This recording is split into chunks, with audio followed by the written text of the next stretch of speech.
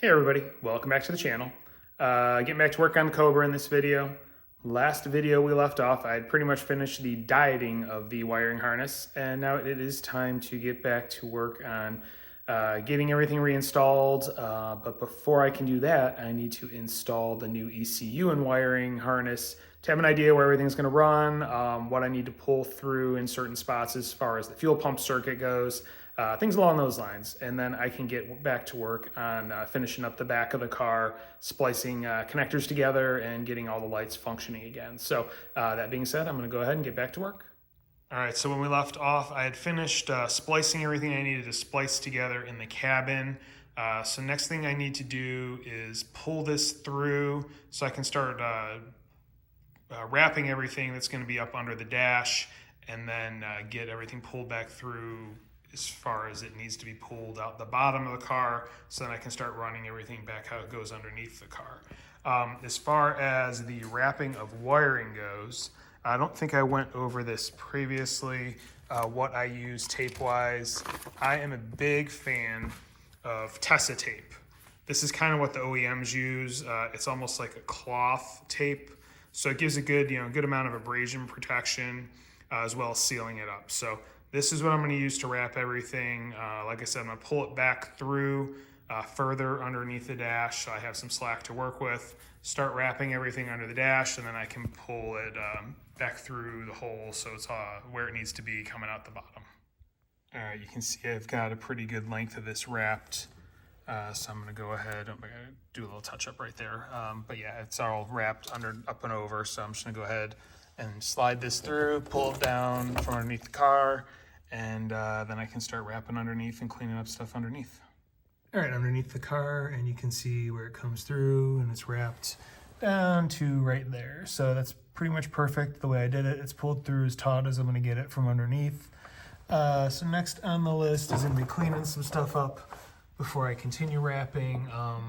Right there's the first thing I need to hit, this connector. I'm guessing it was for like trailer or some sort of lights, maybe license plate light or something, but either way this needs to be cut off, and then these two wires spliced together. And then same thing as you get further back, there's another splice elsewhere in the harness right here for the brakes that I want to clean up, and just make it look a little better than it does currently. All right, and you can see there's the splice corrected in the brake power wire, and same thing right there in the running light power wire. So that one connector's been removed, and then I corrected the splice here. So all set with fixing everything there, and go ahead and get some more wrap on this. I'll probably only put about like 3 or 4 more feet from where it ends right there, because I don't want to go too far back, because I'm going to need to splice into where it goes into the fuel pump in the trunk area. All right, update time. It's been a few days, and I kind of changed my plan of attack from what I said in the last clip. I did decide to go through and just kind of finish up the back of the wiring harness. So you can see that's where I had ended up wrapping, or stopped wrapping it, which is right about the end of the floor pan for the interior, because I needed to pull out the red with black, because those are for the inertia switch, and those are going to be routed up into the trunk.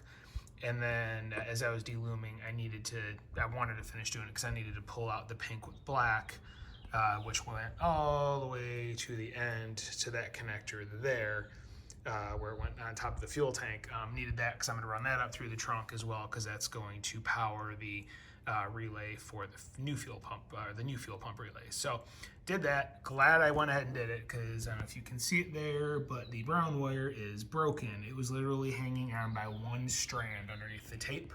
And that brown wire is your running lights, or is the running lights in the back. So glad I went ahead and took this apart, found that issue. So I'll go ahead and splice that back together. But yeah, I went ahead and de-loomed pretty much everything. You see I taped it where any junctions or splits were, just so I remembered roughly where they were at. But I will probably redo those as I go through this. So I'm going to go ahead, get those couple of things run up into the trunk, finish wrapping to that point where those will split off the loom, and then I can start carrying it on to the back of the vehicle and getting everything hooked back in as far as the tail lights go, and the light for the license plate that goes up into the trunk area, into the trunk lid. All right, time for another quick update. Ran the wire and had it loomed in, put some holders so it's all tucked up, following on the chassis along with the main power wire, and then you can see up here where I have it held into place. So that's pretty much where I loomed it to for now. Next is going to be to start splicing in all the wiring and figuring out what goes where on the driver's side. You can also see I did wrap over here. This is the wire that goes up through the floor pan into the trunk and then goes to the license plate light. So I'm going to start figuring out what needs to be hooked up there, get this side done, and then I can move on to the passenger side. All right, real quick, I just wanted to double check what was wired where. These are the two passenger side harnesses. So as far as the wires that come down from the lights, the reds are going to be what goes to the running lights. Black is obviously ground. I'm running brakes on the top, so here is the green going to, you can see the old snipped off brake wire, which is the red with green stripe, and then the bottom one has the orange with blue stripe, which that is the right turn signal, so, and that'll be the bottom light. So I'm going to go ahead and crawl back underneath and get the driver's side lights wired in, and then I can work on getting the passenger side done. All right, update time. This is the driver's side. Everything has been spliced together. I used solder stick connectors and then covered everything with adhesive line shrink wrap, so it's double insulated. And you can see I already kind of started splicing taping the junctions up. This is the wires that go to the license light that's in the trunk lid. Those are spliced into the brown and then the ground, and then everything else is wired accordingly. I did have to add a few little extensions. Thankfully, I had some additional tan and additional red with green stripe in my pile of wiring that I removed, so I was able to extend stuff as necessary. So I'm going to go ahead and just wrap this bunch a little bit better, get that finished. I'll probably have some sort of, right here I'll probably put a clip just to hold everything in place, and then this lead right here that is wrapped, that tees off right here, this is the impact sensor that goes up to the trunk, so I'll run that along here, put that back into place as well, and then I can continue wrapping this length over here, get it tucked under, and then get it over to the passenger side. All right, quick update. Everything on the driver's side is kind of mounted in place. I've got it all taped, and I've got little holders holding everything where it needs to be. So I'm going to go ahead and finish up the passenger side. All right, and here you can see passenger side is all hooked up. I use solder sticks again and heat shrink tubing.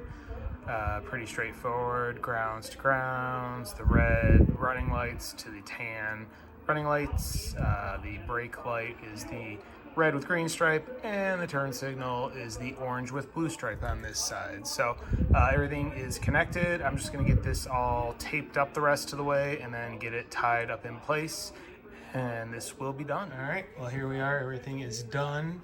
You can see what it looks like from behind. Everything's tucked up nice and clean. Nothing in the way. I have the wires for this side going over the bumper, or the quick jack extension, and then just hanging down there, so it's all tucked up out of the way. No big grouping of garbage, just zip tied together. It's actually cut to length how it should be. The only thing that I kind of had to do a little bit of bundling with was the fuel sending unit, so I have that kind of bundled up, and then I've got a bracket holding it up to the 1-inch square tube overhead. So, but yeah, I mean, you can see how everything is just run there across the back, and everything's taped, everything's covered, everything is good to go. So that covers all of the back lighting wiring. All right, so back up front, and I'm starting to mess around with the ECU mounting, wiring, etc. Went ahead, I got the O2 sensor installed that comes with the kit. It's a wideband, so that is in place. I went and plugged the other side, which it's hard to see because there's wires in the way. There you go, you can see the plug. That came with the kit as well, so those two holes are taken care of. As far as the ECU goes, I am going to go ahead and mounted to the underside of that 1-inch square tube tucked underneath the cowl, so it's kind of out of the way. I've already got the 2 connectors for the fuel injection and the coil harnesses plugged in, just so I make sure I have the right lengths. The one wire here that's draped over that is what will go to the O2 sensor, so I'll get all that tied up and whatnot once I have the final install done.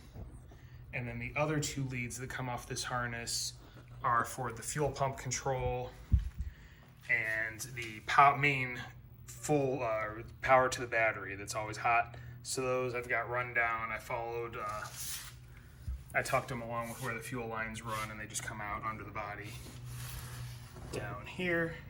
So I'll just run those down the bottom of the chassis as well, in the same clamps that are holding the fuel lines up. According to the instructions, those do have to be connected directly to the battery.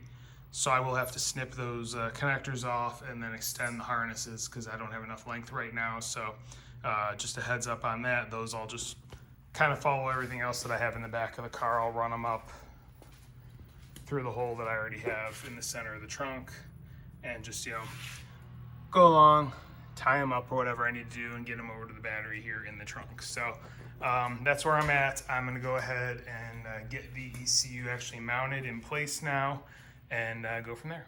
All right, and there you can see it's kind of dark, but it is up there mounted.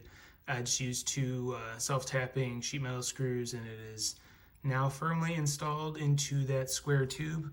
Kind of like that spot. It's not very noticeable, when you're looking in the engine bay. It's tucked up pretty good, and I can wrap that wiring a little bit better with tape to really hide it once everything is final installed. So that should work pretty well. Here's a little bit more of a close-up to it, just so you can see. But yeah, that is where it is mounted. Like that spot, it should be good there. All right, and with that, I think I am going to end this one here. Got a lot done. Next video, I will probably pick up with running the remainder of the wiring for the new EFI, getting that all kind of laid out. I still need to do the throttle pedal, throttle linkage, all the mechanical stuff I have set up for that, as well as also taping up and putting the wiring under the dash back in place and running that back to the front of the vehicle. So something within those bounds will be what is in the next video. So if you like what you're seeing, if you're interested in following along or learning more, please hit like, please hit subscribe, please hit the notification bell. If you have any questions or comments, don't hesitate to leave them in the comments section. I do read them and I do reply. Thank you for watching, and have a great day.